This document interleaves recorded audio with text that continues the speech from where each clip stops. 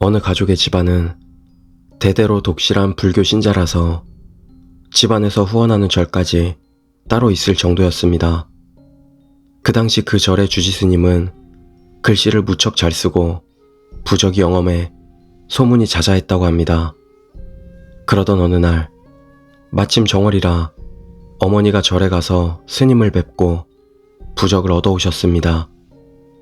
고시공부 중인 자식이 시험에 붙기를 기원하는 부적, 집안의 무사한 영을 기원하는 부적, 가족 건강을 위한 부적 등 종류도 여럿이었지요. 어머니는 집에 돌아와 아들에게 줄 부적, 남편에게 줄 부적, 자신을 위한 부적을 챙겨놓고 집안에 붙일 부적을 따로 분류했습니다. 출입문에 붙이라고 스님이 주신 부적은 모두 4장이었습니다.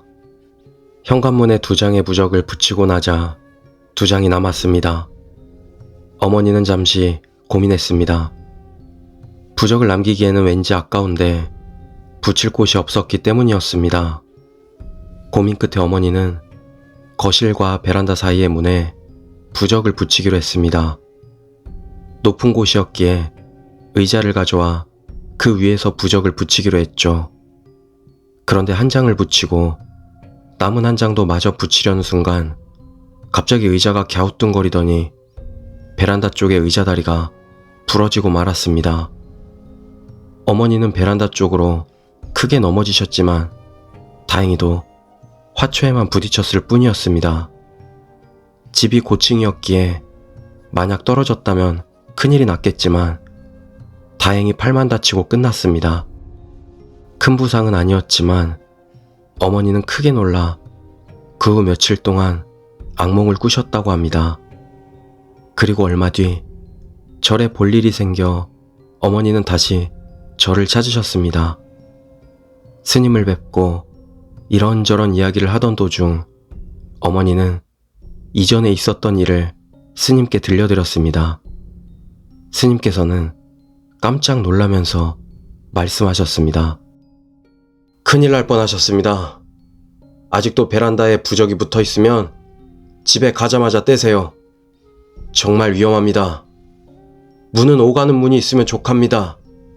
굳이 따로 나가는 문을 만들지 마세요.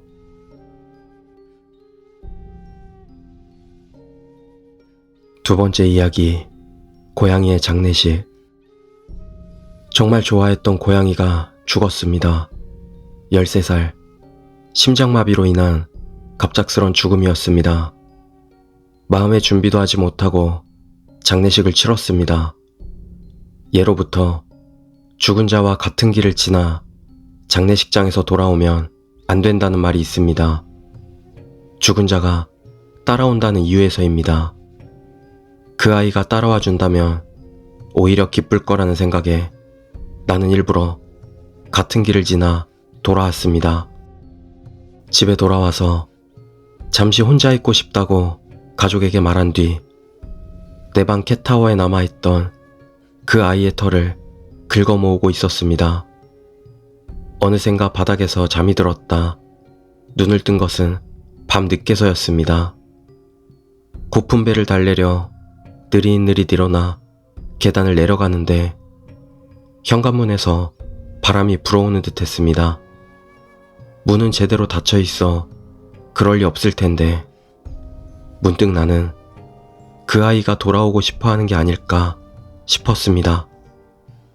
부엌에서 과자를 찾아 현관문을 열고 거기서 기다렸습니다. 분명 돌아와 줄 거야. 1시간은 그렇게 서 있던 것 같습니다.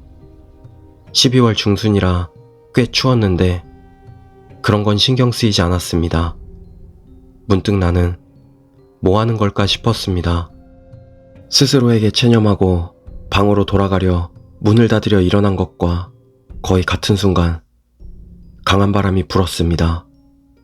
재빨리 문을 닫으려는 순간 내 시야 한 구석에 하얀 무언가가 나타났습니다. 그 아이라고 생각했습니다. 페르시아 고양이였던 그 아이는 하얗고 긴 푹신푹신한 털이 예뻤으니까요. 굳이 내가 빗질을 하지 않아도 항상 스스로 깔끔하게 가다듬곤 했었습니다. 나는 그저 기뻐서 현관문을 닫고 내 방으로 향하는 문을 열었습니다. 입구를 바라보고 있는데 좀채 올라오질 않았습니다. 아까처럼 시야 한 구석을 바라보니 역시나 하얗게 그 아이가 들어오는 게 보였습니다.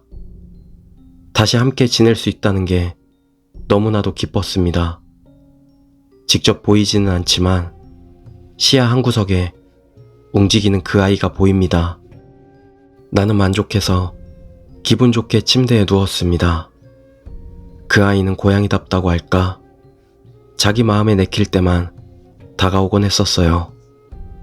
하지만 불을 끄고 내가 침대에 누우면 그래, 이런 식으로 발 근처에서 내 이불 속으로 들어와서 그 아이의 털은 언제나 푹신푹신했습니다. 막 내온 듯한 우유 빙수처럼 부드러운 촉감, 그럴 터였습니다. 내 발에 닿은 건 조금 딱딱하면서 뻣뻣해서 그건 마치 사람 머리카락 같은. 그 순간 나는 깜짝 놀라 튀어올랐습니다. 내가 실패해서 무언가 다른 걸 불러들이고 말았다는 것. 그걸 깨닫자 겁에 질려 이불을 덮을 마음조차 들지 않았습니다. 방에서 도망쳐 22살씩이나 돼서 부모님 곁에서 잤습니다. 많은 일들이 있었던 탓인지 부모님이 달래주는 사이 나는 지쳐 잠에 빠지고 말았습니다. 정신을 차리니 어두운 장소에 있었습니다. 좌우상하 분간조차 되질 않았습니다. 지금 생각해보면 꿈일 터인데 꿈속의 나는 그게 꿈이라는 걸 인식할 수 없었습니다.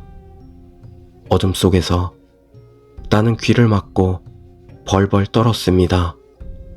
뭔가 작은 목소리가 들려왔으니까. 안 되는 거야. 왜 나는 안 되는 거야?